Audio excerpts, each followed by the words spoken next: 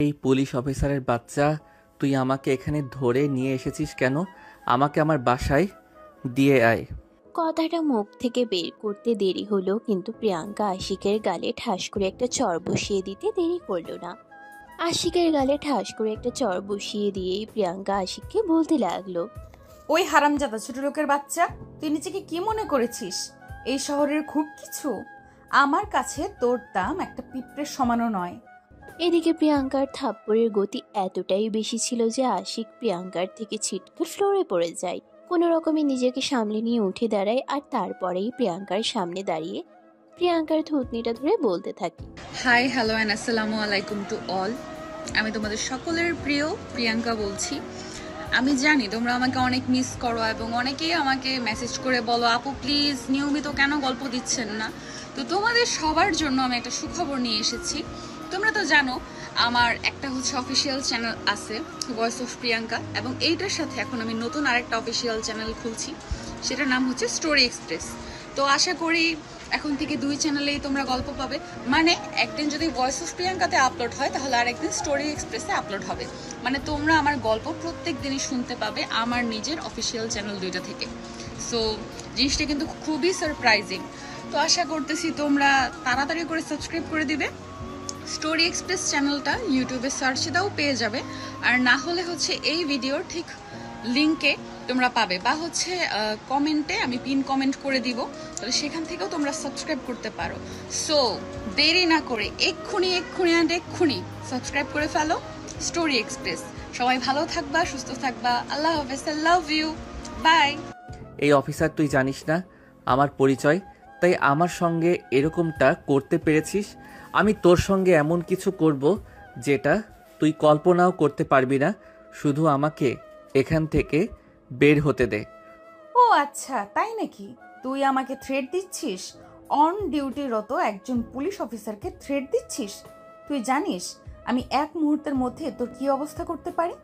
আমার ব্যাপারে তোর কোনো আইডিয়া নেই। তোর ব্যাপারে আইডিয়া নেওয়া আমার কাজ নয়। তোর মতো পুলিশ অফিসার আমি পকেটে বলে রাখি, আর তুই একটা সামান্য পুলিশ অফিসার হয়ে আমার গায়ে হাত তুলেছিস। তুই খুব বড় ভুল করেছিস, যেটা তুই সময়ের সাথে সাথে বুঝতে পারবি। ও আচ্ছা, তাই বুঝি?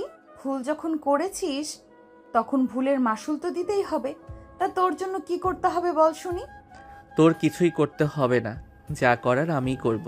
তুই শুধু 10 মিনিট অপেক্ষা কর, আর তারপর দেখ তোর থানায় আমাকে ছাড়ানোর জন্য কে আসে। ও আচ্ছা, কোন দেশের মন্ত্রী মিনিস্টার আসবে তোকে সরানোর জন্য? আমি সেটার জন্যই অপেক্ষা করছি। তোর কোনো তোর কোন বাবা আসে আমি তার সঙ্গে দেখা করার জন্য অপেক্ষা করছি। এই অফিসার, তোকে আমি এখনো বলছি, তুই কিন্তু খুব খারাপ করছিস।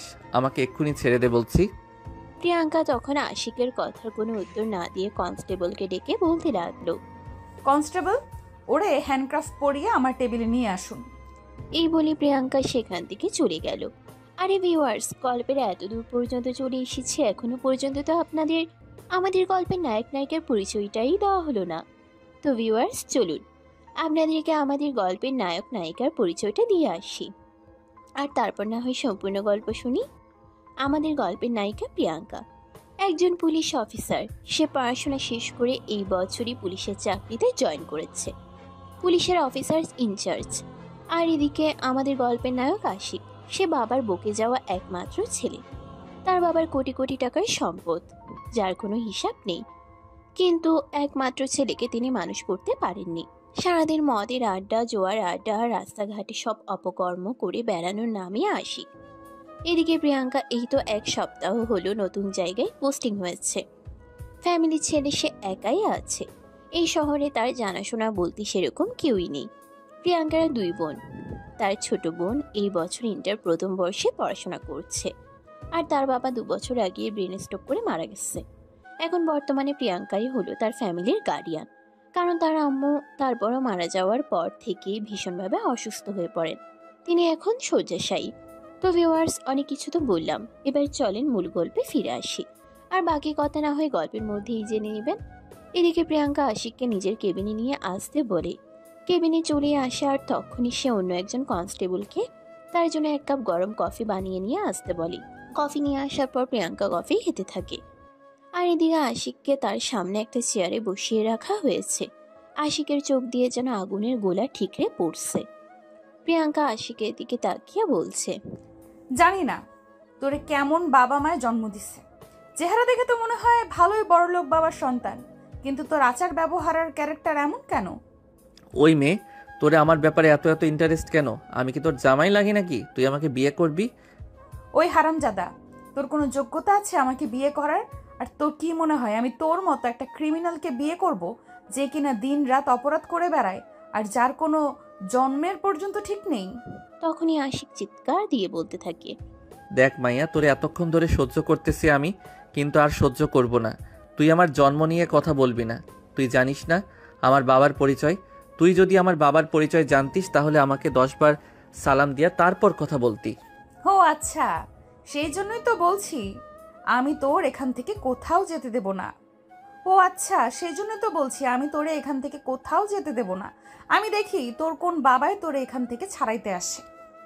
এখন মুখটা বন্ধ কইরা এখানে বইসা থাক, তা না হলে তোর মুখে আমি ট্যাপ লাগাই দিমু। এই বলে প্রিয়াঙ্কা নিজের কাজ করতে থাকে। আর কিছুক্ষণের মধ্যেই কনস্টেবল এসে প্রিয়াঙ্কাকে খবর দেয়। ম্যাডাম, রায়হান চৌধুরী এসেছেন, আপনার সঙ্গে দেখা করতে চান। ওকে আমার কেবিনে পাঠিয়ে দিন। এবার সেই বুঝতে পারবি আমি কোন ধানের চাল। ও আচ্ছা, ঠিক আছে, দেখি তোর বাবায় কোন দেশের মন্ত্রী মিনিস্টার যাকে আমি ভয় পেয়ে চলতে হবে। আমি তোর বাবার সম্মুখীন হওয়ার জন্য প্রস্তুত, শুধু আসতে দে আমার সামনে। তারপর তাকে এমন সাবান ছাড়া ধুয়ে দিব না, আর কোনো দিন আমার সামনে এসে কথা তো দূরের কথা, দাঁড়ানোর সাহসটাও পাবে না।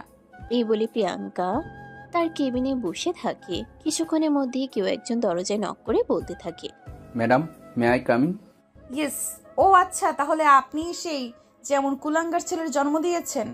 বলতে বলতে প্রিয়াঙ্কা আশিকের বাবার দিকে তাকায়। আর আশিকের বাবা প্রিয়াঙ্কার দিকে চেহারাটা বেশ চেনা চেনা লাগছে, কিন্তু তারপরে তিনি চিনতে পারছেন না। তাই তিনি প্রিয়াঙ্কাকে জিজ্ঞাসা করলেন, ইফ ইউ ডোন্ট মাইন্ড, আপনার বাড়ি কোথায় জানতে পারি? এখানে ডিউটি করতে এসেছি, কারো কাছে নিজের পরিচয় দিতে নয়। হ্যাঁ, আমি সেটা বুঝতে পারছি, কিন্তু আপনি হয়তো ভুলে যাচ্ছেন আমি আপনার বাবার বয়সী ভাই। আমার সঙ্গে এরকম আচরণ করা থেকে বিরত থাকলে খুশি হব। আপনি আমার বাবার বয়সী এবং অন্য একজনের বাবা, তাই আপনাকে আমি যথেষ্ট রেসপেক্ট করি, কিন্তু এরকম কুলাঙ্গার ছেলের জন্ম দিয়েছেন যার জন্য আপনাকে সম্মান দিয়ে কথা বলতেও আমার একটু রুচিতে বাধে। শোনো, এস এ ফাদার হিসাবে তোমাকে একটা অ্যাডভাইস দিই, পাপকে ঘৃণা করো, পাপীকে নয়। আমি জানি আমার ছেলেকে আমি সুশিক্ষায় শিক্ষিত করতে পারিনি। ছেলেটাকে একটু বেশি আদর স্নেহ ভালোবাসা দিতে গিয়ে একটু বেশি মাথায় উঠিয়ে ফেলেছি, যার ফল আমাকে এখন ভোগ করতে হচ্ছে। যদি আমার ছেলেটাকে এতটা আদর স্নেহ ভালোবাসা না দিতাম তাহলে হয়তো আজ আমার এই দিন দেখতে হতো না। By the way, that your matter. আমার বাড়ি ময়মনসিংহের নেত্রকোনায়। কিছু মনে করো না, তোমাকে আমার চেনা চেনা লাগছে। তোমার বাবার নাম কি আয়মান? হ্যাঁ, কিন্তু আপনি আমার বাবাকে কিভাবে চিনেন? বাই দ্য ওয়ে, আপনি আমার বাবার পরিচিত বলে এরকমটা মনে করবেন না আমি আপনার ছেলেকে কোনো পানিশমেন্ট না দিয়ে এখান থেকে ছেড়ে দেব।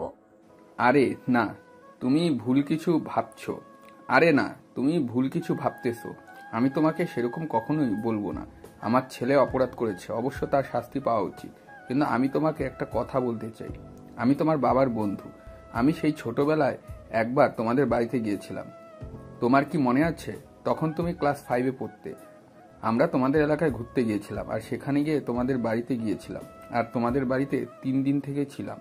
প্রিয়াঙ্কা বেশ কিছুক্ষণ চুপ করে রইল, আর তারপরেই বলতে লাগলো, ও আচ্ছা, তাহলে আপনি সেই আঙ্কেল। আমি চিনতে পেরেছি, প্লিজ বসুন। আপনার সঙ্গে এতক্ষণ বেয়াদবি করার জন্য আমি দুঃখিত। না, ঠিক আছে। আসলে আমার ছেলেটা ছোটবেলায় তার মাকে হারিয়েছে। তারপর থেকেই একা একা মানুষ করেছি। ব্যবসার সংসার সামলাতে গিয়ে হিমশিম খেয়ে উঠেছি। ছেলেকে আমি প্রপার টাইম দিতে পারিনি, আর যার ফল আমাকে এখন ভোগ করতে হচ্ছে। I am so sorry uncle, আমি বুঝতে পারিনি। আপনার সঙ্গে এতক্ষণ যে কথাগুলো বললাম তার জন্য আমি সত্যিই আন্তরিকভাবে দুঃখিত। আপনি প্লিজ আমাকে ক্ষমা করে দেবেন। আমি আপনাকে এই কথাগুলো এইভাবে বলতে চাইনি। আসলে আপনার ছেলেকে আজ যেখান থেকে অ্যারেস্ট করেছি আমি এই কথাগুলো না বলে পারছিলাম না। হ্যাঁ মা, আমি জানি আমার ছেলে অমানুষ বানিয়ে ফেলেছি, কিন্তু কি করব বলো? অ্যাজ এ ফাদার আমি তো আর তাকে মেরে ফেলতে পারি না। সে আমার সন্তান, তো তার ভালো মন্দ একবার করার দায়িত্ব আমার ছিল। কিন্তু এই মুহূর্তে আমি চারিদিক সামলে উঠতে পারছি না, আর ছেলের কথাও চিন্তা করতে গিয়ে দ্বিতীয় বিয়ে করিনি। আমি বুঝতে পেরেছি আঙ্কেল, আপনাকে হার্ট করার জন্য আমি দুঃখিত। প্লিজ আপনি আমাকে ক্ষমা করে দিবেন। এদিকে আশিক এতক্ষণ ধরে সবকিছুই চুপচাপ শুনছে। তখনই আশিকের বাবা আশিককে বলতে লাগলো, বাবা, তুই কি আর কোনোদিনও মানুষ হবি না? তোর জন্য আমি আর কত করব? আমি এইসব আর কিছু সহ্য করতে পারছি না। ব্যবসা ফেলে রেখে তোর পিছনে আমাকে ছুটে চলতে হয়। তুই তো এখন বড় হয়েছিস, এবার অন্তত নিজের ভালোটা নিজে বুঝতে শেখ। বাবা, আমি সেরকম কোনো কিছুই করিনি। তুমি এই মেয়ের কাছে কেন নত হয়ে কথা বলছো? ওর কত বড় সাহস তুমি জানো? ও আমার গায়ে হাত তুলেছে, আমি আর শেষ না দেখে ছাড়বো না। সে অন্যায় কিছু করেনি, সে অন্যায় কিছু করিনি। তুমি যেটা করেছো তার প্রাপ্য ফল তোমাকে দিয়েছি। তুমি যেটা যোগ্য সেটাই তুমি পেয়েছো। এখন ওকে দোষ দিয়ে তো কোনো লাভ নেই। বাবা, তুমি এই অফিসারের সামনে আমাকে অপমান করছো, এটা কিন্তু একদম ঠিক করছো না। তুমি জানো ও আমার গায়ে হাত তুলেছে, আর তারপরেও তুমি ওকে সাপোর্ট করে কথা বলছো। তুমি চুপ করো। তুমি যে কর্মকাণ্ডগুলো করে বেড়াও, তারপরেও তো মানুষের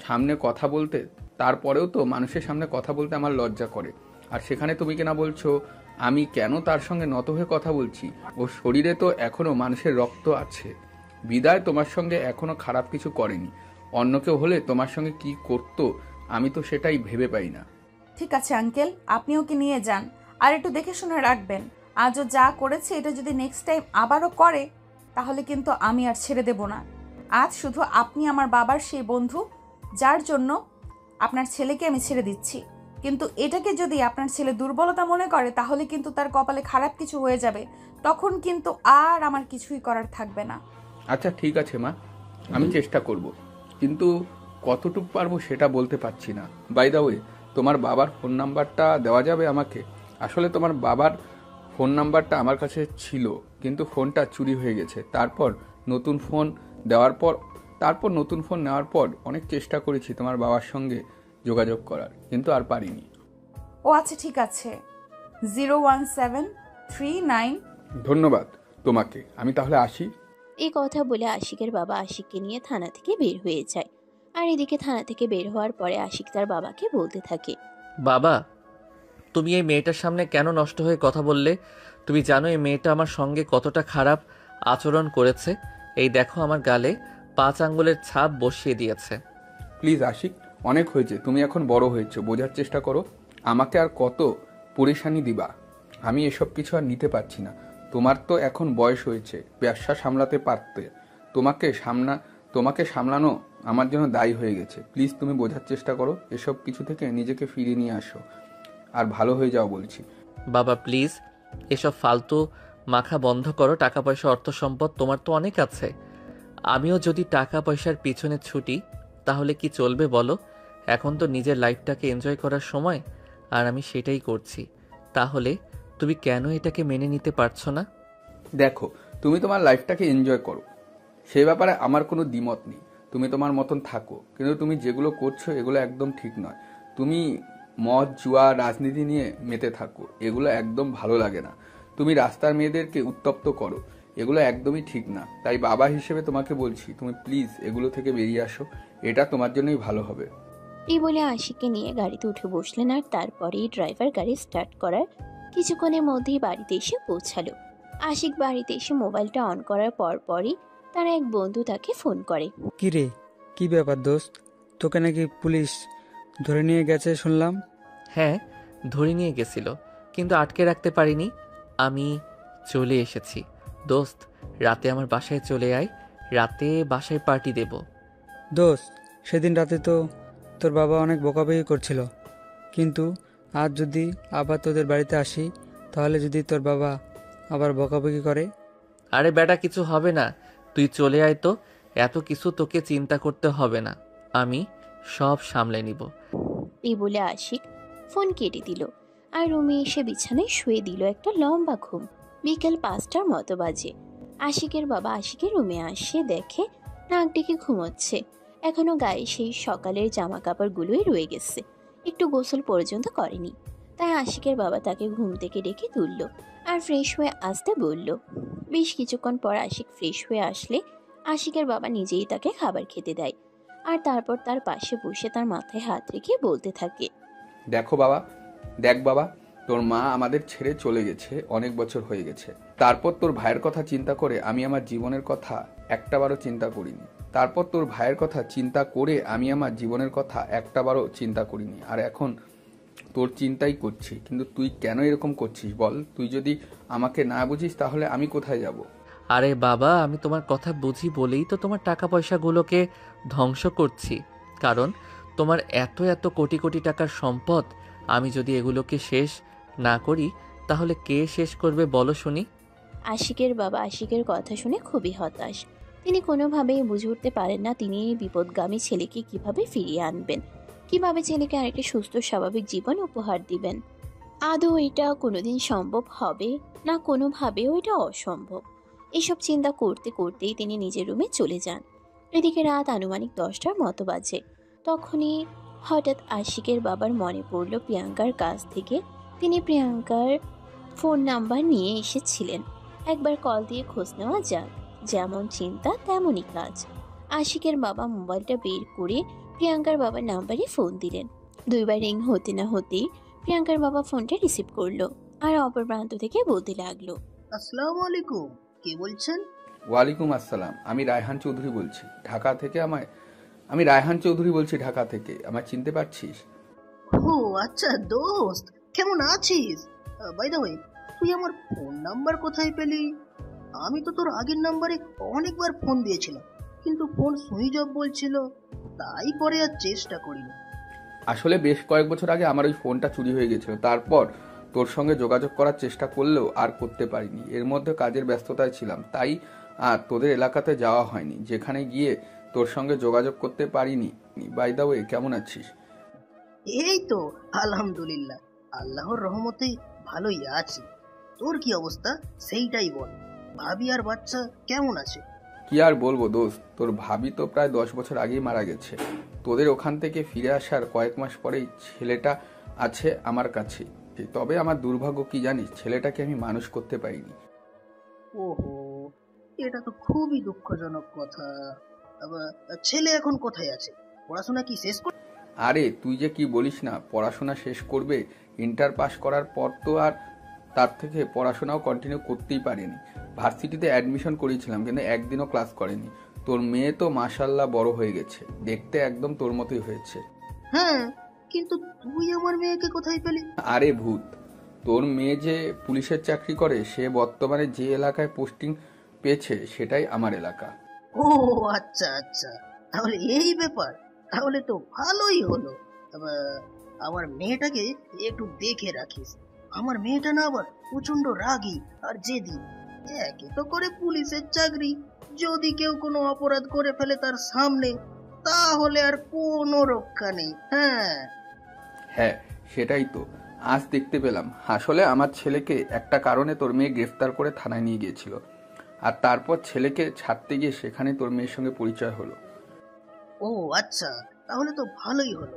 যেহেতু আমার মেয়েটা তোর এলাকায় আছে, তাহলে কোনো ঝামেলা করলে একটু খেয়াল রাখিস, কেমন? সে তো অবশ্যই রাখবো। আচ্ছা, তুই একবার ভাবিকে নিয়ে আমাদের বাসায় আয়, তোকে একটু দেখতে খুব মন চাইছে। আমি তো ব্যবসার কাজে ব্যস্ত আছি, তাই তোকে আসতে বললাম। প্লিজ তুই কিছু মনে করিস না। আরে না না, সেরকম কোনো ব্যাপার না। আমিও ভাবছিলাম এই সপ্তাহেই একবার মেয়ের কাছে বেড়াতে আসবো।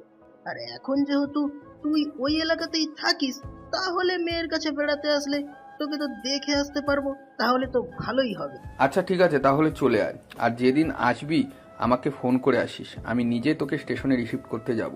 আরে তুই বাসে করে কেন আসবি? আমি গাড়ি পাঠিয়ে দিচ্ছি, তুই গাড়িতে চলে আসবি। যেদিন আসবি তার আগের দিন আমাকে ফোন করিস। আরে না না, সেটার কোনো প্রয়োজন হবে না। আমি বাসে করে চলে আসতে পারবো, অযথাই তোর প্যারা নিতে হবে না। আমি এসে তারপর তোকে ফোন করবো নি, কেমন? আরে না, এরকম হয় নাকি? তুই আমার বন্ধু আর তুই আমার বাসায় আসবি, সেখানে তোকে বাসে করে আসতে হবে, এটা তো হতে পারে না। আমার নিজের গাড়ি আছে, আমি ড্রাইভারকে বলে রাখবো তুই আসার আগের দিন ফোন দিবি, আমি গাড়ি পাঠিয়ে দেবো। আচ্ছা ঠিক আছে, তুই যখন মানবি না তাহলে আমি ফোন করবো নি। এই বলে বেশ কিছুক্ষণ গল্প গুজব করে আর তারপর ফোন রেখে দেয়। এদিকে এরপর কেটে যায় 2 দিন। প্রিয়াঙ্কার বাবা প্রিয়াঙ্কাকে ফোন করে। কিরে মা, কেমন আছিস? কদিন ধরে সেরকম ফোন কল করছিস না। আসলে বাবা, তুমি তো জানোই আমার নতুন জায়গায় পোস্টিং হয়েছে, এখানে একটু কাজের চাপ বেশি, তাই সময় বের করে তোমাকে ফোন করা হয়ে ওঠে না। যাই হোক, কেমন আছো? এই তো আলহামদুলিল্লাহ, আল্লাহর রহমতে ভালোই আছি। আমি কাল তোর ওখানে আসছি। হ্যাঁ আচ্ছা ঠিক আছে, তুমি স্টেশনে এসে পৌঁছানোর আধা ঘন্টা আগে আমাকে ফোন দিয়ে জানিয়ে দিও, আমি তোমাকে রিসিভ করতে যাব। সেটার কোনো প্রয়োজন হবে না রে মা। রায়হান আঙ্কেল বলেছে আমার জন্য গাড়ি পাঠাবে। কেন? উনি কেন গাড়ি পাঠাবেন? তুমি বাসে করে আসবে আর আমি তোমাকে রিসিভ করতে যাব। তোমার কাছে কে বেশি ইম্পর্ট্যান্ট, আমি নাকি উনি? আরে না, এভাবে বলে না। ও আমার ছোটবেলার বন্ধু, ওর সঙ্গে সেই ছোট্টবেলা থেকে আমার সম্পর্ক। এতদিন যোগাযোগ বন্ধ ছিল, তাই তার সঙ্গে সেভাবে কথা বলা হয়ে ওঠেনি। এখন আবার যোগাযোগ হয়েছে, তাই সে অনেক রিকোয়েস্ট করে বলেছে সে ড্রাইভার পাঠাবে গাড়ি দিয়ে, আমি যেন তার গাড়িতে করেই ঢাকায় পৌঁছাই। প্লিজ মা, তুমি মন খারাপ করিস না। আমি তোর বাবা, সারা জীবন তোর বাবা হয়েই থাকবো মা। আচ্ছা ঠিক আছে, সাবধানে আসবে, আর রাস্তায় কোনো সমস্যা হলে সঙ্গে সঙ্গেই আমাকে ফোন করবে। আচ্ছা ঠিক আছে। এই তো আমার লক্ষ্মী মেয়ের মতো কথা। আমি জানি আমার মেয়ে সবকিছুই বুঝবে এবং সবকিছুই নিজের মতো করে হ্যান্ডেল করবে। আচ্ছা তাহলে রাখি আমি। হ্যাঁ, ভালো থাকিস আর নিজের খেয়াল রাখিস মা। ওকে বাবা, আচ্ছা ঠিক আছে। এই বলে প্রিয়াঙ্কা ফোন রেখে দিল। আর সেদিন রাতেই আশিকের বাবা প্রিয়াঙ্কার বাবার জন্য তাদের বাড়িতে গাড়ি পাঠিয়ে দেয়। প্রিয়াঙ্কার বাবা পরের দিন সকালে ঢাকার উদ্দেশ্যে রওনা দেয়। ঢাকায় এসে পৌঁছাতে বিকেল 3টার মতো বেজে যায়।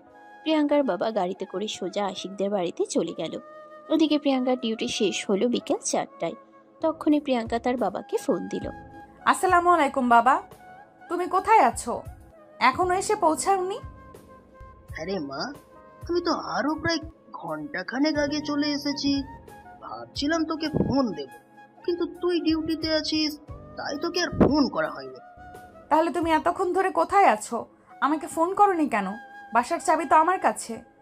আসলে মা, আমি তোকে বলেছিলাম না তোর আঙ্কেলের কথা, আমি তাদের বাসাতে এসে উঠেছি। ওরা তো আমাকে সোজা এখানে নিয়ে চলে এসেছে, তাই তোকে আর ফোন করা হয়ে ওঠেনি। মানে আমি বুঝলাম না, আমি তোমার মেয়ে, আমি তোমার কাছের মানুষ, নাকি ওরা? আমি তো সেটাই বুঝতে পারছি না।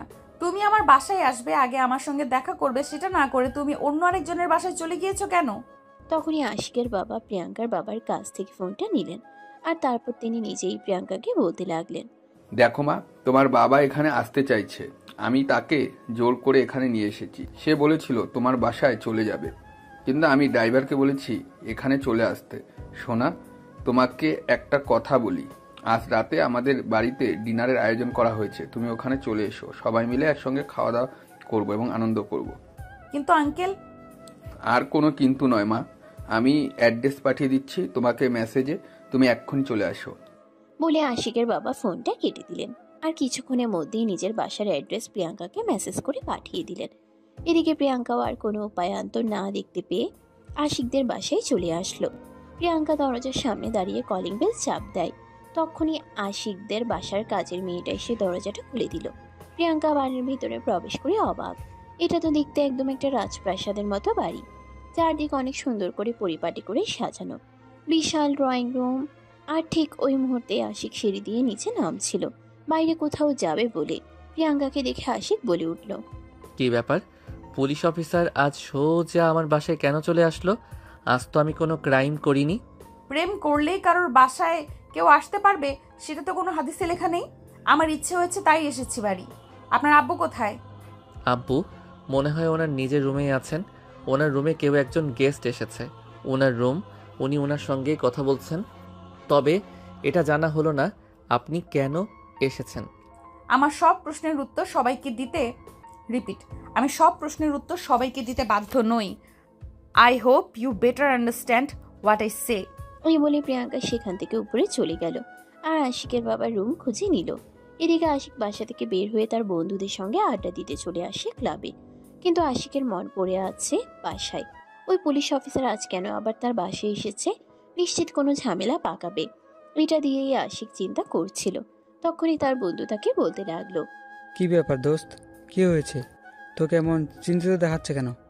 তুই কি কোনো বিষয় নিয়ে চিন্তায় আছিস? বল। আরে না দোস্ত, সেরকম কোনো ব্যাপার নয়, তবে ব্যাপারটা একটু চিন্তারও। তুই তো জানিস আমাদের থানায় নতুন একজন অফিসার এসেছে, মেয়ে। সেদিন যে আমাকে অ্যারেস্ট করে নিয়ে গিয়েছিল থানায়। ও হ্যাঁ, মনে পড়েছে। কিন্তু এখন কি হয়েছে সেটা বল। ওই মেয়েটা আজ আবার আমাদের বাড়িতে এসেছে বাবার সঙ্গে দেখা করতে। কি যেন এসেছে, আমি সেটাই বুঝতে পারছি না। কাম অন দোস্ত, এতে চিন্তা করার কিছু নেই। যা ইচ্ছা তাই হয়ে যাক না কেন, তোর এত চিন্তা করার কি আছে? ওই মেয়ে যদি তোকে অ্যারেস্ট করে আবারও থানায় নিয়ে যায়, তখন তো আবার তোর বাবাই তোকে ছাড়িয়ে নিয়ে আসবে। তাহলে এত চিন্তা করছিস কেন বল শুনি। ব্যাপারটা সেরকম নয়। বাসায় ঢোকার পরে আমার সঙ্গে তার দেখা হয়েছিল। আমি তাকে জিজ্ঞাসা করেছিলাম, কিন্তু সে আমার কথার কোনো উত্তর দেয়নি। তাই একটু বেশি টেনশন হচ্ছে। আরে ভাই, এসব বালে চিন্তা বাদ দে তো, যা হয় হবে। এত চিন্তা করার কিছু নেই। দোস্ত চল, এখন আমরা এখান থেকে বের হয়ে যাই। আমাদের ক্লাবের পাশেই যে আরেকটা নাইট ক্লাব আছে না, ওখানে আজ রাতে ডিস্কো পার্টি হবে। নতুন নতুন কিছু ডান্সার এসেছে, ওখানে ওদের সঙ্গে মজা করবো রাতে। ওকে ঠিক আছে, চল তাহলে সেখানেই যাই। আমার সব চিন্তা করতে একদমই ভালো লাগছে না। নিজেকে একটু রিফ্রেশমেন্ট উপহার দিতে চাই। এই বলে আশিক তার বন্ধু সেখান থেকে চলে গেল। ক্লাবে বেশ কিছুক্ষণ সময় কাটানো ইতিমধ্যে ক্লাবের পার্টি শুরু হয়ে গেছে। আশিক আর তার বন্ধুরা ইচ্ছামতো ড্রিঙ্কস করছে, কিন্তু আশিকের মাথা থেকে ওই চিন্তাটা কোনোভাবেই যাচ্ছে না প্রিয়াঙ্কা কেন তাদের বাড়িতে এসেছে। তাই সে তার বন্ধুদের কোনো কিছু না বলে নাইট ক্লাব থেকে বের হয়ে সোজা বাসায় চলে আসলো। কিন্তু সে এতটাই বেশি ড্রিঙ্ক করে ফেলেছিল যে একদম তাল মাতাল অবস্থা। ড্রাইভার তাকে কোনো রকমে বাসা পর্যন্ত নিয়ে আসে। প্রিয়াঙ্কার বাবা আর আশিকের বাবা তিনজনের ড্রয়িং রুমে বসে গল্প করছিল। রাত তখন 12টা। তখনই হঠাৎ করে কলিং বেলের আওয়াজ শুনে আশিকের বাবা উঠে যেতে চাইছিল সেখান থেকে, কারণ তিনি জানেন এই মুহূর্তে তার ছেলে ছাড়া অন্য কেউ আসতে পারে না। আর ঠিক তখনই প্রিয়াঙ্কাকে থামিয়ে দিয়ে বলল, আরে আঙ্কেল, আপনি কোথায় যাচ্ছেন? আপনাকে কোথাও যেতে হবে না, আমি যাচ্ছি। আমি দেখছি কে এসেছে, আপনারা দুজন গল্প করুন। এই বলে প্রিয়াঙ্কা সেখান থেকে উঠে গিয়ে দরজাটা খুলে দিল। আর তখনই দেখতে পেল আশিক একদম মাতাল অবস্থায় রয়েছে। ড্রাইভার তাকে ধরে রেখেছে। কোন রকম প্রিয়াঙ্কা তখনই রেগে গিয়ে বলতে লাগলো, আর এটা মানুষ নাকি অন্য কিছু, আমি তো সেটাই বুঝতে পারছি না। মানুষ এতটা মাতাল হতে পারে যে নিজের ব্যালেন্স হারিয়ে ফেলে? তখনই পিছন থেকে আশিকের বাবা বলতে থাকে, এর জন্যই আমি তোমাকে বলেছিলাম এখানে আসার কোনো প্রয়োজন নেই। তুমি যাও তোমার বাবার সঙ্গে গিয়ে বোঝো। আমি আশিককে তার রুমে পৌঁছে দিব, তারপর আসছি। কোনো সমস্যা নেই আঙ্কেল, আপনি চান আপনি বাবার সাথে বসে গল্প করুন, আমি আপনার ছেলেকে তার রুমে পৌঁছে দিচ্ছি। এই বলে প্রিয়াঙ্কা আশিকের হাত ধরে তাকে সিঁড়ি দিয়ে উপরে নিয়ে যেতে লাগলো। আর সবটাই আশিকের বাবা আর প্রিয়াঙ্কার বাবা ড্রয়িং রুমে বসে বসে দেখছিলেন। আশিক বারবার মাতাল হয়ে প্রিয়াঙ্কার গায়ের উপরে ঢলে পড়ছিল, কিন্তু তারপরেও প্রিয়াঙ্কা যথেষ্ট শক্তি সামর্থ্যবান একটা মেয়ে। যেহেতু পুলিশের চাকরি করে তাই তাকে সামাল দিয়ে তার রুম পর্যন্ত নিয়ে আসলো।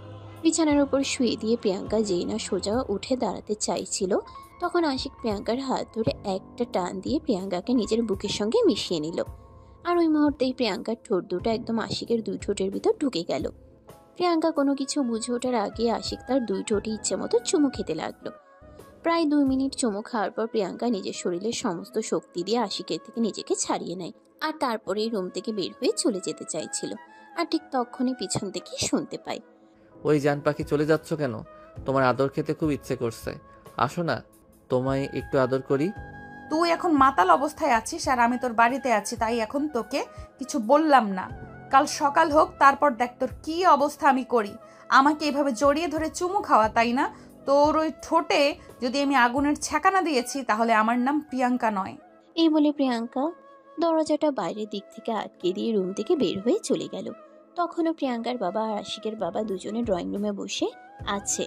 প্রিয়াঙ্কা একটা দীর্ঘশ্বাস ছেড়ে আশিকের বাবাকে বলতে লাগলো, জানেন কেন জানি না, আমার সত্যিই এটা মনে হচ্ছে যে একটা সন্তানের জীবনে তার বাবার চাইতে মায়ের গুরুত্বটা অনেক বেশি। কারণ মায়ের তত্ত্বাবধানে থাকা সন্তানগুলো আদর শাসন সবটাই পায়, কিন্তু বাবার তত্ত্বাবধানে থাকা সন্তানগুলো শুধু আদরটাই পেয়ে থাকে, শাসনটা সেরকমভাবে তাদের পাওয়া হয়ে ওঠে না। আমি জানি না তুমি এই কথাগুলো কেন বলছো, কিন্তু আমি কি করব বলো শুনি? আমার কি বা করার আছে? তো ব্লাড ক্যান্সারের তোমার আন্টি মারা যাওয়ায় অনেক চেষ্টা করেছিলাম তাকে বাঁচিয়ে রাখার জন্য, কিন্তু শেষমেশ সেটা আর সম্ভব হয়ে ওঠেনি। তারপর থেকে সংসার, ব্যবসা আর সন্তান তিনটাকে এক হাতে সামলে দিয়েছি। সৎ মা ঘুরে আসলে আমার ছেলেকে অবহেলা অনাদরে বড় হতে হবে, তাই চিন্তা করে দ্বিতীয় বিয়েও করিনি। আমি জানি আঙ্কেল, আমি সবটাই বুঝতে পেরেছি। তবে আপনাকে শুধু আমার একটা কথাই বলার, আল্লাহ আমাদের জন্য যেটা লিখে রেখেছেন সেটাই হবে, আজ না হোক কাল। আল্লাহ সিদ্ধান্ত মেনে নেওয়া ছাড়া আমাদের আর কিছুই করার নেই।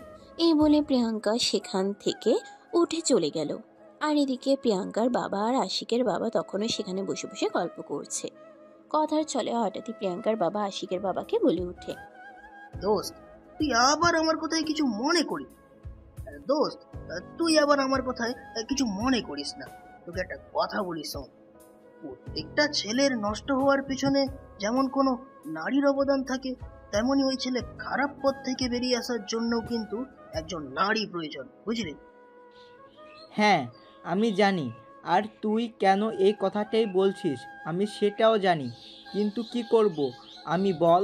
আমার ছেলের মতো নষ্ট একটা ছেলের কাছে কোনো বাবা চাইবে তার মেয়েকে বিয়ে দিতে, তার মেয়ের জীবনটা নষ্ট করতে? সেটা ঠিক আছে, তারপরও আমি বলবো একজন বাবা হিসেবে তুই চেষ্টা তো করে দেখতে পারিস, তাই না? দোস্ত তুই বলছিস বলে বলছি না, আমি এই জন্যই তোকে খবর দিয়ে এখানে ডেকে পাঠিয়েছি। তোর মেয়েকে আমার মাশাল্লাহ বেশ পছন্দ হয়েছে আমার ছেলের জীবনসঙ্গী হিসেবে। যদি তোর কাছে তোর মেয়েটাকে চাই দিবি? কথাটা শুনে মুহূর্তের মধ্যে স্তব্ধ হয়ে যান প্রিয়াঙ্কার বাবা। তিনি ভাবতেও পারেননি আশিকের বাবা তার বন্ধু হয়ে তার কাছে এমন কিছু আবদার করে বসবে। প্রিয়াঙ্কা এই যুগের পড়াশোনা জানা শিক্ষিত একটা মেয়ে, সে এরকম একটা ক্রিমিনালকে বিয়ে করবে এটা তো জাস্ট ভাবাও যায় না, যার চরিত্রে কোনো ঠিক নেই। রাত বিরাতে নেশা করে বাড়ি ফিরে আসে, মদ জুয়ার আড্ডা আর আস্তানা, মেয়েদের উত্তপ্ত করা যার নেশা। তাকে কোনোদিন প্রিয়াঙ্কা নিজের স্বামী হিসেবে মেনে নিবে এটা তো তিনি কল্পনাও করতে পারেন না। তাই কথাটা ঘুরিয়ে দেওয়ার জন্য তিনি বলতে থাকেন, আরে দোস্ত, হাউ ইজ দিস পসিবল? তুই হয়তো ভুলে গেছিস তোর ছেলের চাইতে আমার মেয়ে বয়সে বড়, প্রায় 2 বছরে। না, আমি ভুলে যাইনি, এটা আমার খুব ভালোই মনে আছে। আর আমি খুব ভালোই জানি, দেখ বয়স একটা সংখ্যা মাত্র, মূল কথা হলো ভালোবাসা। তোর মেয়েকে দেখে আমার মনে হয়েছে তোর মেয়ে আমার ছেলেটাকে ভালো পথে ফিরিয়ে আনতে পারবে, তাই তোকে এই কথা বলা। দেখলে না, একটু আগে যখন আশিকি বাড়িতে ফিরে আসলো, আমি আশিককে তার রুমে পৌঁছে দিতে চাইলেও তোর মেয়ে নিজ দায়িত্বে তাকে রুমে পৌঁছে দিল। প্রিয়াঙ্কার বাবা তখনও কিছুক্ষণ চুপ করে থাকেন, আর তারপর আবারও তিনি বলতে থাকেন, হ্যাঁ আমি সেটা দেখতে পেয়েছি, কিন্তু আমার মনে হয় তার মনে এইটা নয় যে আমার মেয়ে তোর ছেলেকে বিয়ে করতে রাজি বা তাকে বিয়ে করতে চায়। সে একজন পুলিশ অফিসার এবং আমার মেয়ে, সে নিজের দায়িত্ব নিজে জানে, যে বড়দের সম্মান করতে জানে। ওই আর আমি এখানে বসে গল্প করছি, এখানে বয়সের সবচেয়ে ছোট সে, তাই সে এই কাজটা করেছে নিজের দায়িত্ব থেকে, আর কিছু না রে ভাই। দেখ, আমি অত কিছু জানি না, জানতেও চাই না, শুনতেও চাই না। তোর মেয়েকে দেখে আমার মনে হয়েছে সে তোকে যথেষ্ট সম্মান করে, শ্রদ্ধা করে আর ভালোবাসে। তুই যদি তোর মেয়ের কাছে কোনো কিছু চাস বা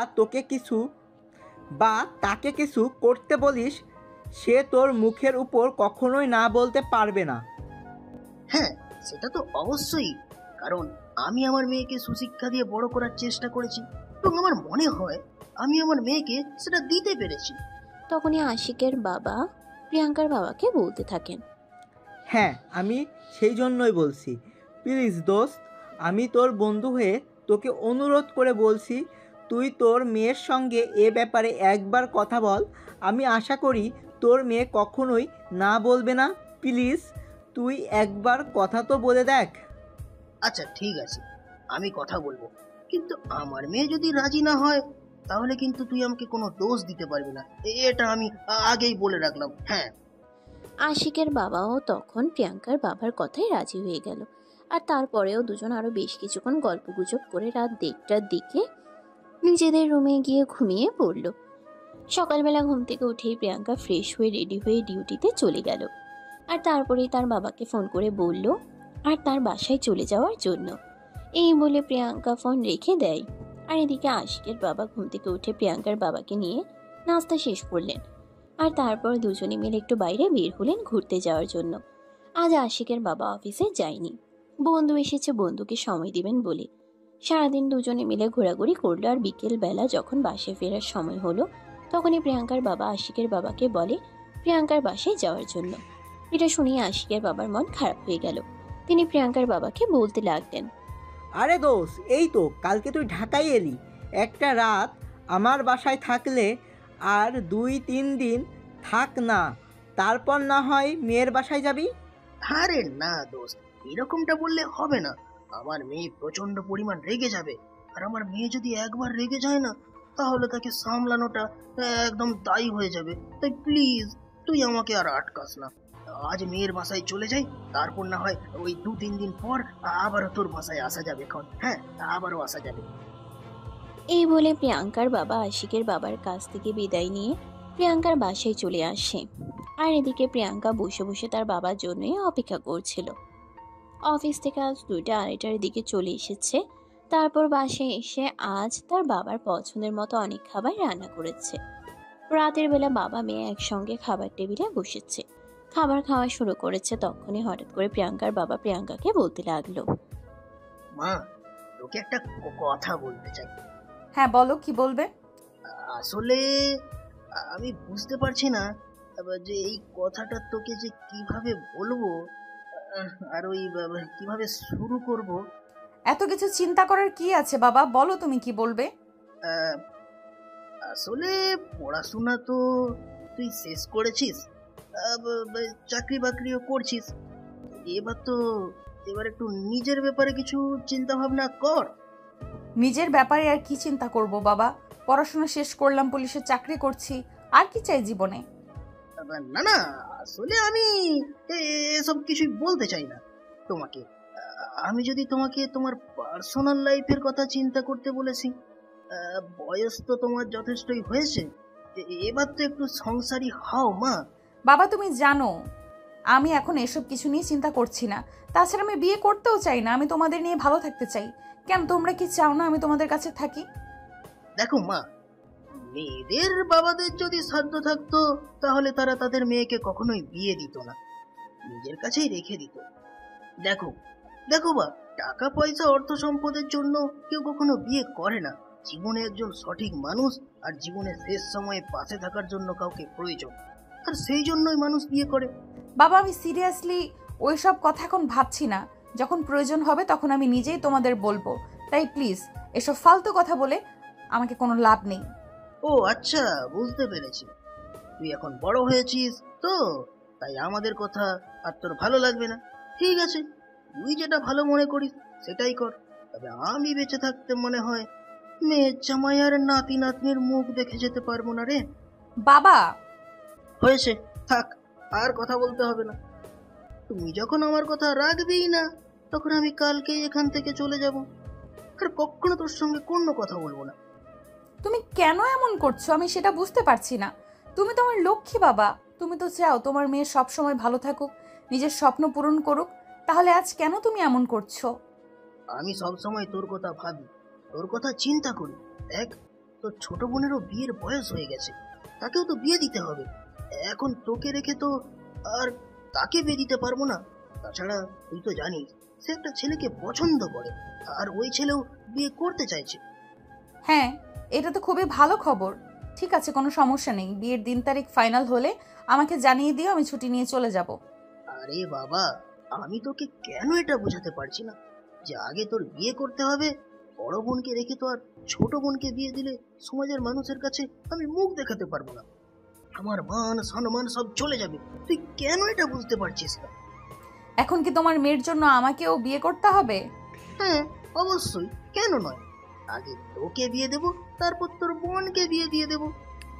তখন প্রিয়াঙ্কা বেশ কিছুক্ষণ চুপ করে থাকে, আর তারপর হতাশ হয়ে একটা দীর্ঘশ্বাস ফেলে বলতে থাকে, আচ্ছা ঠিক আছে, আমি রাজি, তুমি ব্যবস্থা করো। আর হ্যাঁ, একটা কথা বলে রাখি, বিয়ের আগে ছেলের ব্যাপারে একটু ভালোভাবে খোঁজ খবর নিয়ে নিও। বিয়ের পর যদি আমি জানতে পারি ওই ছেলের চরিত্রের সমস্যা আছে, তাহলে যে ওই ছেলের কি অবস্থা আমি করব সেটা তো তুমি খুব ভালো করেই জানো। হ্যাঁ, আমি খুব ভালো করেই জানি সেটা। তবে আমার অপরিচিত কারোর সঙ্গে তোমাকে আমি বিয়ে দেব না। আমার চেনা চেনা আছে এমন একজন ছেলের সঙ্গে তোমাকে বিয়ে দেব, তাই তোমার চিন্তার কোনো কারণ নেই। মানে তুমি কার কথা বলতে চাইছো? আমি কিছু বুঝতে পারছি না। তখনই প্রিয়াঙ্কার বাবা আশিকের ব্যাপারে প্রিয়াঙ্কার সঙ্গে কথা বলেন। আশিকের কথা শুনে প্রিয়াঙ্কার মেজাজ একদম গরম হয়ে গেল। সে একটু রাগী দৃষ্টি নিয়ে তার বাবার দিকে তাকিয়ে বলতে লাগলো, আমি বুঝতে পারছি ওই লোকটা তোমার মাথায় এসব গোবর মার্কা বুদ্ধি দেওয়ার জন্যই তোমাকে ওই বাড়িতে ডেকে নিয়েছিল, তাই না? তুমি ভাবলে কি করে ওর মতো একটা ক্রিমিনালকে আমি বিয়ে করব? তখনই প্রিয়াঙ্কার বাবা প্রিয়াঙ্কাকে রিকোয়েস্ট করতে থাকেন, আর এটা বলতে থাকেন তার বন্ধুকে তিনি কথা দিয়েছেন প্রিয়াঙ্কাকে তার ছেলের সঙ্গে বিয়ে দেবেন। এখন যদি তিনি নিজের কথা রাখতে না পারেন, তাহলে বন্ধুর সামনে তাকে ছোট হতে হবে। এই বলে তিনি অসহায় দৃষ্টিতে মেয়ের দিকে তাকিয়ে থাকেন। বেশ কিছুক্ষণ চুপ করে থাকার পর প্রিয়াঙ্কা বলে, বাবা, তুমি একটা রিক্সাওয়ালার সঙ্গে আমার বিয়ে ঠিক করতে, তাও আমি মুখ বুজে তাকে মেনে নিতাম, কিন্তু এই ছেলেটাকে আমি কিভাবে মেনে নিব তুমি সেটাই বলো। যার কোনো কিছু ঠিক নেই, তুমি বলো আমি কিভাবে তার সঙ্গে সংসার করব? দেখো মা, পৃথিবীতে সব মানুষই পারফেক্ট হয় না। পৃথিবীর সবাই যদি পরিপূর্ণ হতো, তাহলে খারাপ মানুষ বলে তো কিছুই থাকতো না। তুই ওকে বিয়ে কর, ওকে তুই দায়িত্ব নিয়ে মানুষ কর। দেখ মা, আশিক ছেলেটা ছোটবেলায় তার মাকে হারিয়েছে।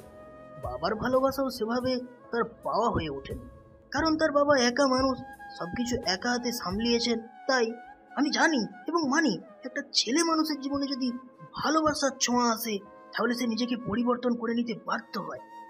আচ্ছা ঠিক আছে, তুমি যখন এত করে বলছো, তাই আমি শুধু তোমার কথা রক্ষা করার জন্য ছেলেটাকে বিয়ে করতে রাজি।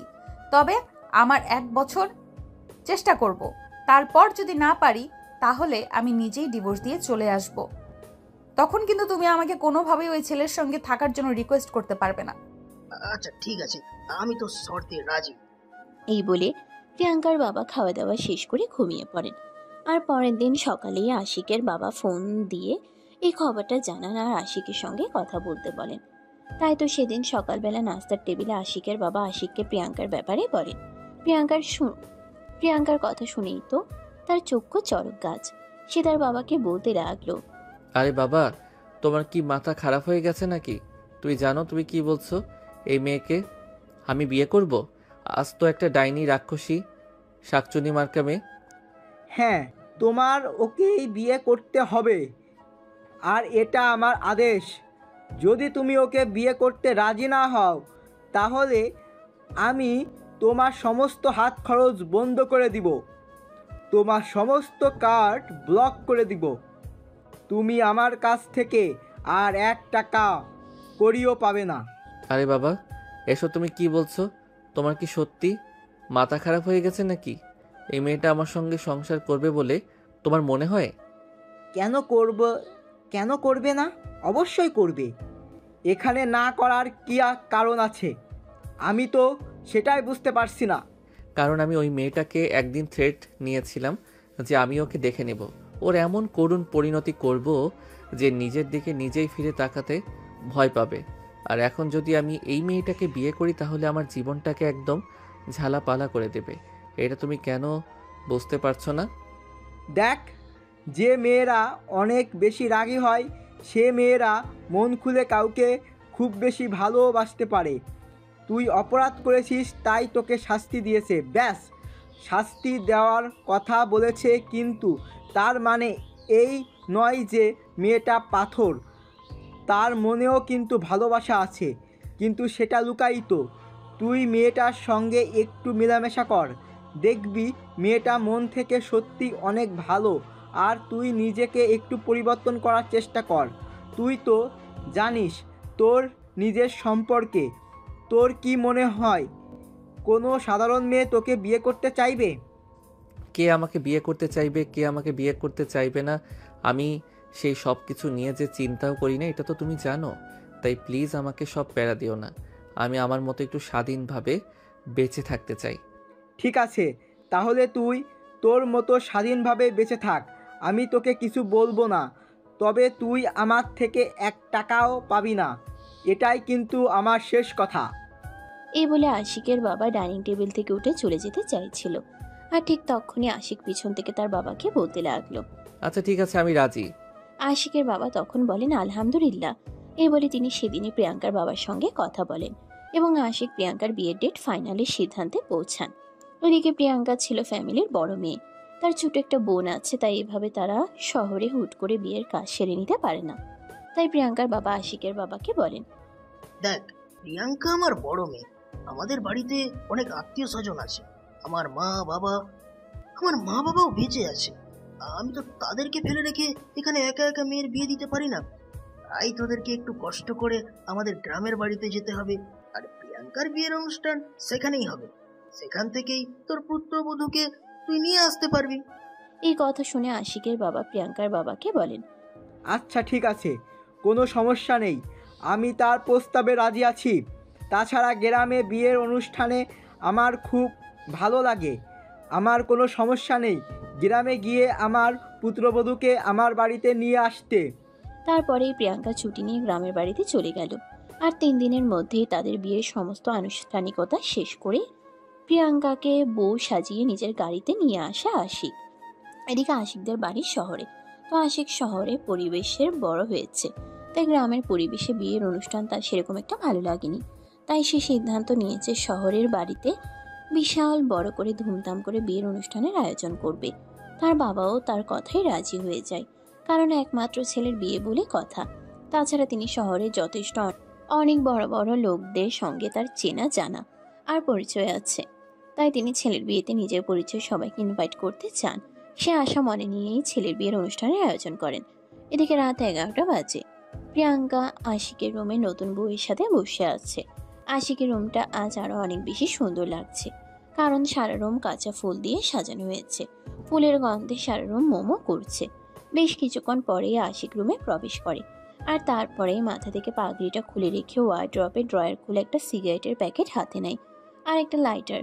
তখনই প্রিয়াঙ্কা বিছানা থেকে নেমে এসে খপ করে তার হাত থেকে সিগারেটের প্যাকেটটা ছিনিয়ে নেয় আর বলতে থাকে, কই হারামজাদা, তোর কত বড় সাহস! আমি তোর সাহস দেখে অবাক না হয়ে পারছি না।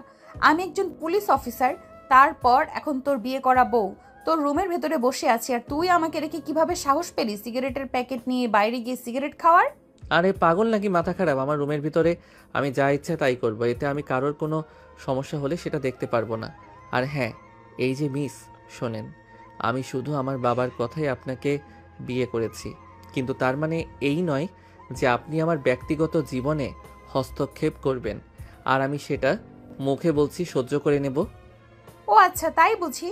তাহলে তোর কেন এরকমটা মনে হলো আমি একজন পুলিশ অফিসার হয়ে তোর মতো একটা ছেলেকে বিয়ে করেছি, আর তার উপর আবার তোর এই সব কিছু আমি সহ্য করব? এটা তুই ভাবলি কি করে বল তো শুনি? এখানে এত কিছু ভাবাভাবির কি আছে? আমি তো সেটাই বুঝতে পারছি না। আপনাকে বিয়ে করেছি ঠিক আছে, কিন্তু তার মানে এই নয় আমি আমার জীবনের উপর আপনাকে অধিকার খাটাতে দেব। আচ্ছা ঠিক আছে, আমিও শুধু আমার বাবার কথাতেই তোকে বিয়ে করেছি। এখন আমিও তাহলে দেখে নিব তুই কিভাবে আমার সামনে দাঁড়িয়ে আমার ইচ্ছের মতো চলাফেরা না করে তোর ইচ্ছে মতো চলাফেরা করতে পারিস। আর তুই মিস কাকে বললি? আমি তোর বিয়ে করা বউ। তোর নামটা কি যেন? আশিক চৌধুরী, তাই না? আজ থেকে আমি প্রিয়াঙ্কা থেকে প্রিয়াঙ্কা চৌধুরী হয়ে গেলাম। দেখুন, এসব ফালতু আমার একদম ভালো লাগছে না। আমাকে এখন সিগারেট খেতেই হবে। আজ শুধু বিয়ে করেছি বলে ড্রিঙ্কস করছি না, তবে সিগারেট থেকে আমাকে কেউ আটকে রাখতে পারবেন না। ভালো চান তো সিগারেটের প্যাকেটটা দিয়ে দিন। আমি ভালো কিছু চাই না, আমি চাই তো খারাপ কিছু হোক, কারণ আজ তোর সঙ্গে আমার বিয়ে হয়েছে। আজ আমাদের বাসর রাত। আজ সারা রাত তুই আমার সঙ্গে সময় কাটাবি, আমাকে আদর করবি, ভালোবাসা দিবি যত্ন করে। আমি তোর ওই 2 চোখে ইচ্ছা মতো চুমু খাবো, আর তুই সেটা না করে তুই সিগারেটের প্যাকেট চাইছিস। তুই ভাবলি কি করে আমি তোকে এই মুহূর্তে সিগারেট খেতে দেব? দেখুন, আপনি আমার দরজার পরীক্ষা নেবেন না। আমি ধৈর্য করতে পারি না, তাই আপনাকে শেষবারের মতো বলছি, আমার সিগারেটের প্যাকেট দিয়ে দিন। আমাকে সিগারেট খেতেই হবে, তা না হলে আমার মাথা ঠিক থাকে না। ও আচ্ছা, তাই বুঝি। তাহলে ঠিক আছে, আমিও দেখে নিতে চাই তোর মাথা কতটা খারাপ হতে পারে। এই বলে প্রিয়াঙ্কা আশিকের পাঞ্জাবির কলার ধরে টান দিয়ে খাটের উপরে ফেলে দিল। আর তখনই সে আশিকের বুকের উপরে উঠে বসলো। এটা দেখে আশিক প্রিয়াঙ্কাকে নিজের থেকে সরানোর জন্য বলতে লাগলো, আরে এটা আপনি কি করছেন? আপনি আমার বুকের উপর উঠে বসে আছেন কেন? আমার তো নিঃশ্বাস নিতে কষ্ট হচ্ছে। প্লিজ বুকের উপর থেকে নামেন। তুই যদি মোটেও যাস তারপরে আমি তোকে ছাড়বো না। এইটুকুনি পিচ্ছি একটা ছেলে জানিস তুই, আমার চাইতে 3 বছরের ছোট। তারপরেও শুধু আমার বাবা তোর বাবাকে কথা দিয়েছে বলেই তোকে বিয়ে করতে রাজি হয়েছি। আর এখন তুই কি না আমাকে নাকে দড়ি দিয়ে ঘুরাতে চাইছিস? প্রিয়াঙ্কা চৌধুরীকে, পুলিশ অফিসার প্রিয়াঙ্কা চৌধুরীকে। দেখুন, আমার কিন্তু খুব বেশি মেজাজ খারাপ হচ্ছে। এখন আমার সিগারেট না খেলে মাথা ঠিক থাকে না। আমি কি করি না করি তার কিন্তু কোনো ঠিক নেই। তাই আপনাকে আমি রিকোয়েস্ট করে বলছি, আমার বুকের উপর থেকে নেমে যান আর আমাকে আমার মতো থাকতে দিন। আমার পার্সোনাল লাইফে হস্তক্ষেপ করবেন না। না, তোর লাইফে আমি এই মুহূর্তে হস্তক্ষেপ করছি না, শুধু তোর বডিতে একটু হস্তক্ষেপ করব। এই বলে প্রিয়াঙ্কা আশিককে আর কোনো কথা বলার সুযোগ না দিয়ে তার 2 ঠোঁটে নিজের 2 ঠোঁট ডুবিয়ে দিল। প্রায় 10 মিনিট ধরে লিপ কিস করলো। এদিকে আশিকের তো একদম নিঃশ্বাস বন্ধ হয়ে যাওয়ার মতো উপক্রম। 10 মিনিট পর ছাড়া পেয়ে আশিক তো গলা কাটা মুরগির মতো ছটফট ছটফট করতে লাগলো। প্রিয়াঙ্কাকে ধাক্কা দিয়ে নিজের বুকের উপর থেকে সরিয়ে দিতে চাইতেই প্রিয়াঙ্কা আরো শক্ত করে তাকে জড়িয়ে ধরলো। আর আবারও তার 2 ঠোঁট নিজের দখলে নিয়ে ইচ্ছে মতো চুমু খেতে লাগলো। আশিকের তো একদম যায় অবস্থা। এদিকে প্রিয়াঙ্কা আশিকের 2 ঠোঁটে অত্যাচার করছে তো করছেই, সে সঙ্গে তার পেটে হাত দিয়ে নাভির কাছে সুড়সুড়ি দিচ্ছে। এটা দেখে আশিক বলতে লাগলো, এই মেয়ে, আপনি তো যা ইচ্ছে তাই। আপনার তো দেখছি একটু লজ্জা শরম নেই। আপনি একটা মেয়ে মানুষ হয়ে আমার শরীরে এইভাবে হাত দিচ্ছেন। আপনার বুঝি একটু লজ্জা করে না? আরে লজ্জা কেন করবে? আমি তো সেটাই বুঝতে পারছি না, এখানে লজ্জা করার কি আছে? আমি তো আর অন্য কারোর শরীরে হাত দিচ্ছি না, আমি আমার বিয়ে করা জামাইয়ের শরীরে হাত দিচ্ছি। তাকে আদর করা, তাকে ভালোবাসা, তার যত্ন নেওয়া, সব কিছুর অধিকার আমার রয়েছে। কিন্তু আমি তো আপনাকে সেই অধিকার দেইনি। ওই হারামজাদা, তুই আমার জামাই লাগোস, তোর কাছ থেকে কেন আমার অধিকার চেয়ে নিতে হবে? আমি তো তোর কাছ থেকে আমার অধিকার আদায় করে নেব। তাছাড়া তুই কি আমাকে সেকেলে মেয়ে মানুষ মনে করেছিস নাকি? তোর কাছ থেকে অধিকার পাওয়ার আশায় বসে থাকবো? আমি এই যুগের পড়াশোনা জানা একটা শিক্ষিত মেয়ে, তার উপর আবার একজন পুলিশ অফিসার। এটা তো তুই খুব ভালো করে জানিস। দেখেন, যেটা হচ্ছে সেটা কিন্তু একদম ভালো হচ্ছে না। আপনি কিন্তু আমার সঙ্গে খারাপ করছেন। আপনি আমার উপর থেকে নেমে যান, ভালো লাগছে না আমার। ও আচ্ছা, তাই বুঝি শোনা। তোমার ভালো না লাগলে আমি কি করতে পারি বলো? আমি তো তোমার বিয়ে করা বউ, আমি তো আমার ভালোবাসা তোমার কাছ থেকে আদায় করে নেবই। তুমি চাও কিছু না বলো না কেন, আমি কোনো কথা শুনবো না।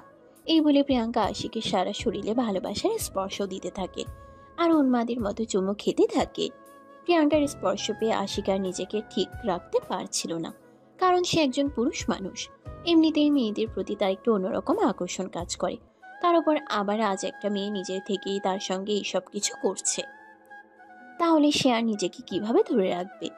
অবশেষে বাধ্য হয়ে সেও প্রিয়াঙ্কার সঙ্গে রেসপন্স করতে লাগলো। আর এভাবেই চলতে লাগলো বেশ কিছুক্ষণ সময়। আশিককেও প্রিয়াঙ্কার সঙ্গে রেসপন্স করতে দেখে প্রিয়াঙ্কার গতি যেন আরো বেড়ে গেল, আর সে আরো গভীরভাবে আশিককে ভালোবাসা দিতে শুরু করলো। আর এভাবেই দুজন ভালোবাসার মহাসমুদ্রে হারিয়ে গেল। সারা রাত ধরে চললো তাদের এই ভালোবাসার আদান প্রদান পর্ব। আশিক বারবার প্রিয়াঙ্কাকে নিজের কাছ থেকে সরিয়ে দিতে চাইলেও প্রিয়াঙ্কা জোর করেই তার উপর নিজের অধিকার খাটাতে লাগলো। একদম ভোর 4টার দিকে আশিক প্রিয়াঙ্কাকে নিজে থেকে ছাড়াতে সক্ষম হয়। আর এদিকে প্রিয়াঙ্কা তখনই আশিককে বলতে থাকে, আরে ওই বিছানায় এভাবে নেতিয়ে শুয়ে পড়েছিস কেন? যা ফ্রেশ হয়ে আয়, তারপর আমার সঙ্গে মর্নিং ওয়াক করার জন্য বের হবি। আরে পাগল পাইছে নাকি? আমি কখনো এত সকালে ঘুম থেকে উঠি না। আর এখন কি না আমি তোমার মর্নিং ওয়াক করার জন্য? দেখ, কবে কি করেছিস না করেছিস সে ব্যাপারে আমি কোনো কিছুই জানতে চাই না, আর কোনো কিছু জানার কোনো আগ্রহ আমার নেই। তবে এখন থেকে যতদিন আমি এই বাড়িতে থাকছি ততদিন পর্যন্ত তোকে আমার মতো করেই চলতে হবে। ঠিক যেইভাবে আমি চালাবো ঠিক সেইভাবেই। এখানে আমি তোর কোনো কথাই শুনবো না, আর তোর কোনো কথা শোনার ইচ্ছে আগ্রহ কোনোটাই আমার নেই। তাই যেটা বলছি চুপচাপ সেটা মেনে নিয়ে তাড়াতাড়ি করে ফ্রেশ হয়ে আয়। এই বলে প্রিয়াঙ্কা বিছানা থেকে নেমে গিয়ে ওয়াশরুমে ঢুকে যায়। আর তারপর ফ্রেশ হয়ে এসে দেখে আশিক তখনও বিছানায় শুয়ে আছে, এমনকি ঘুমের রাজত্ব করতে চলে গেছে। এটা দেখে প্রিয়াঙ্কা প্রচন্ড পরিমাণে রেগে যায়। আর তখনই ড্রেসিং টেবিলের উপরে থাকা পানির গ্লাসের পুরো গ্লাস পানি আশিকের মুখের উপরে ঢেলে দেয়। এটা দেখে আশিক ছটফট করে বিছানা থেকে উঠে বসে আর প্রিয়াঙ্কাকে বলতে থাকে, এটা কি হলো? আপনি আমার মুখের উপর এভাবে পানি ছড়ে মারলেন কেন? আমি বললাম না আমি এত সকালে কখনোই ঘুম থেকে উঠি না। আমিও তো তোকে বলে দিয়েছি আমি কারোর কথায় চলি না, আমার যখন যেটা ভালো মনে হয় তখন সেটাই করি। আর তোকে তো আমি কখন বলে গেছি বিছানা থেকে উঠে ফ্রেশ হয়ে আসার জন্য, আমার সঙ্গে মর্নিং ওয়াক করতে যাবি, কিন্তু তুই আমার কথাই শুনছিস না কেন? বললাম তো আপনি আমার পার্সোনাল লাইফে হস্তক্ষেপ করবেন না, এটা আমার একদম পছন্দ নয়। তোকেও আমার কোনো কালে পছন্দ ছিল না, কিন্তু তারপরও বাধ্য হয়ে তোকে বিয়েটা করেছি। তো এমন কিছু করবি না যাতে আমি আরো হার্ড হওয়ার জন্য বাধ্য হয়ে যাই। এই বলে আশিক বিছানা থেকে উঠতে না চাইলেও প্রিয়াঙ্কা তাকে টেনে হিঁচড়ে বিছানা থেকে নামালো আর তারপর ওয়াশরুমে ঢুকিয়ে দিল। ইচ্ছে না থাকা সত্ত্বেও এই সকালবেলা আশিক ফ্রেশ হয়ে আসতে বাধ্য হলো। তারপরেই প্রিয়াঙ্কা তাকে নিয়ে বাসা থেকে বের হয়ে গেল। প্রায় 2 ঘন্টা ধরে দুজন হাঁটাহাঁটি করছে, দৌড়াচ্ছে। আশিক এইসব কিছু আর সহ্য করতে পারছে না, তার যেন একদম কান্না পেয়ে যাওয়ার মতো অবস্থা হয়ে আছে। প্রিয়াঙ্কাকে বলতে লাগলো, প্লিজ এগুলো একবার বন্ধ করুন, আমি আর পারছি না, আমার খুব ক্লান্ত লাগছে, আমি বাসায় যেতে চাই। আরো 20 মিনিট আমি প্রতিদিন 2.5 ঘন্টা ব্যায়াম করি আর তারপরে অন্যান্য কাজ করি, তাই এখন থেকে তোমাকেও আমার সঙ্গে প্রতিদিন 2.5 ঘন্টা করে ব্যায়াম করতে হবে। আমি মাপ চাই, আমাকে দিয়ে এসব কিছু হবে না। প্লিজ আপনি আমাকে এভাবে আর অত্যাচার করবেন না, আমি বাসায় যেতে চাই, আমার খুব টায়ার্ড লাগছে, আর পারছি না আমি। 25 মিনিট। আরে কি শুরু করেছেন আপনি? 30 মিনিট, এখন পুরো 30 মিনিট আমার সঙ্গে থাকতে হবে।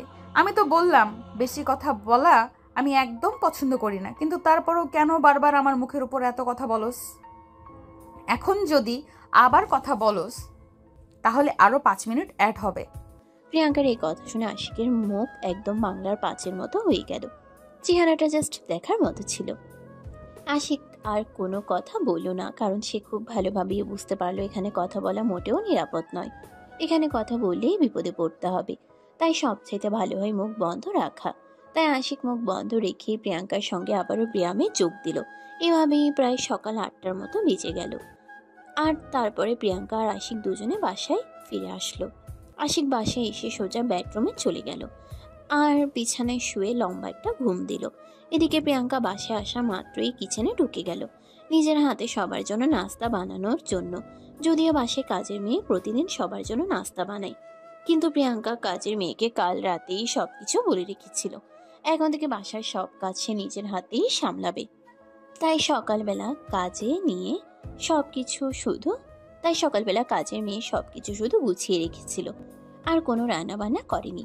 প্রিয়াঙ্কা বাসায় আসার পর প্রিয়াঙ্কা নিজের হাতে সবার জন্য নাস্তা বানায় আর তারপরেই সবাইকে ঘুম থেকে ডেকে তুলে। এদিকে প্রিয়াঙ্কার শ্বশুর মশাই তো প্রথম দিন শ্বশুর বাড়িতে এসে প্রিয়াঙ্কা সবার জন্য নিজের হাতে নাস্তা বানিয়েছে।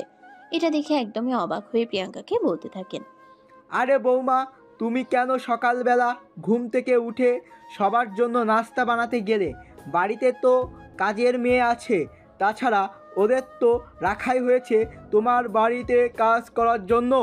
হ্যাঁ বাবা, বাড়িতে তো অনেক কাজ আছে, এখন থেকে না হয় রান্নাটা আমি নিজের হাতেই করব। তাছাড়া শ্বশুরবাড়ির মানুষের জন্য নিজের হাতে রান্না করতে আমার মন্দ লাগবে না। এখন থেকে বাড়ির সবার জন্য আমি নিজের হাতে রান্না করব। বৌমা, তুমি সারাদিন অফিস করবে, তারপর আমার ছেলেকে সামলাবে, তারপর আবার সংসার সামলাতে পারবে তো? বাবা আপনি কোনো চিন্তা করবেন না, মেয়েরা সব পারে। মেয়েরা হলো মায়ের জাত, তাদের 2টো হাত দেখা গেলেও তারা 2 হাতে 10 হাতের কাজ সামলাতে পারে। তাই আপনার চিন্তার কোনো কারণ নেই, আমি অফিস সংসার দুটোই একসঙ্গে সামলাতে পারবো। এই বলে প্রিয়াঙ্কা তার শ্বশুরের প্লেটে নাস্তা তুলে দিল আর তারপরে সে নিজেদের রুমে চলে গেল আশিককে ঘুম থেকে ডেকে তোলার জন্য। কিন্তু আশিক চোখ মেলে তাকাতে পারছে না, তার প্রচন্ড ঘুম পাচ্ছে। আশিক, ওই আশিক, ঘুম থেকে ওঠ, আমি সবার জন্য নাস্তা বানিয়েছি, সবাই একসঙ্গে নাস্তা করব। আসো বাবা, সবাই মিলে নাস্তা করব, সবাই অপেক্ষা করছে। আরে আমি পারবো না এখন নাস্তা করতে, আমার নাস্তা করা চাইতে ঘুমানোটা সবচাইতে বেশি জরুরি। আমাকে এখন ঘুমাতে হবে প্লিজ। এভাবে আমাকে ডাকাডাকি করো না। আমি আরেকটু ঘুমাতে চাই, আমার একটু ভালো লাগছে না, প্লিজ এখান থেকে চলে যাও। দেখো, একদম আমার মেজাজ খারাপ করবেন। আমি সকালবেলা না ঘুমিয়ে এত কষ্ট করে সবার জন্য নাস্তা বানিয়েছি, আর এখন তুমি কিনা বলছো তুমি এখন নাস্তা খেতে পারবে না? কিছুক্ষণ পরে নাস্তা ঠান্ডা হয়ে যাবে। আমি তোমার কোনো কথা শুনবো না, চুপচাপ চলে আসো। এই বলে প্রিয়াঙ্কা আশিককে টানতে টানতে বিছানা থেকে নামিয়ে দাঁড় করালো, আর তারপর তাকে আবার নাস্তার টেবিলে নিয়ে গেল। আশিক ঘুমের ঠেলায় চোখ খুলতে পারছে না। প্রিয়াঙ্কা তাকে টেবিলে বসিয়ে দিল। তখনই আশিকের বাবা বলতে লাগলো, বৌমা, ও তো চেয়ারে বসে বসে ঘুমাচ্ছে, তুমি ওকে এখানে কেন নিয়ে এসেছো? তোমার কি মনে হয় ও এখন ঘুম থেকে উঠবে? আপনি কোনো চিন্তা করবেন না বাবা, কুকুরের লেজ কিভাবে সোজা করতে হয় সেটা আমার খুব ভালো করেই জানা আছে, তাই আপনার চিন্তার কোনো কারণ নেই। আপনি নাস্তা করুন, ওর ব্যাপারটা আমি দেখছি। এই বলে প্রিয়াঙ্কা জগ থেকে একটু পানি নিয়ে ওটা আশিকের চোখের উপরে ছিটিয়ে দিল। আশিক একটু নড়েচড়ে উঠলো আর বলতে লাগলো, আমি বুঝতে পারছি না আমার উপরে এগুলো কোন ধরনের অত্যাচার শুরু করা হয়েছে, কেন হচ্ছে আমার সঙ্গে এরকম? এই যে মহাশয়, সকালবেলা আমি এত কষ্ট করে নাস্তা বানালাম আর আপনি এখানে পড়ে পড়ে ঘুমাবেন? এটা তো হতে পারে না। আগে নাস্তাটা খেয়ে নিন, তারপর রুমে গিয়ে যতক্ষণ ইচ্ছা ঘুমান, আমি আপনাকে কিছুই বলবো না, কিন্তু আমি আমার পরিশ্রমের ফসল বৃথা যেতে দেব না। এই বলে আশিকের দিকে তার প্লেট বাড়িয়ে দিল।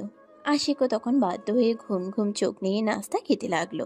নাস্তা শেষ হলে আশিক আবার গিয়ে রুমে শুয়ে ঘুমিয়ে পড়ল। আর এদিকে সেদিন ছিল তাদের বৌভাতের অনুষ্ঠান। আপনাদেরকে তো আগেই বলা হয়েছে, আশিকের বাবা নিজের একমাত্র ছেলের বিয়ে বলে কথা। মহা ধুমধামের সঙ্গে তিনি এই অনুষ্ঠান করতে চান। কিছুক্ষণের মধ্যেই পার্লার থেকে মেয়েরা চলে আসে প্রিয়াঙ্কাকে সাজানোর জন্য। যদিও প্রিয়াঙ্কা এত ভারী ভারী সাজ গহনা মেকআপ পছন্দ করে না, কিন্তু তারপরেও বিয়ে বলে কথা, আজ তো একটু সাজতেই হবে।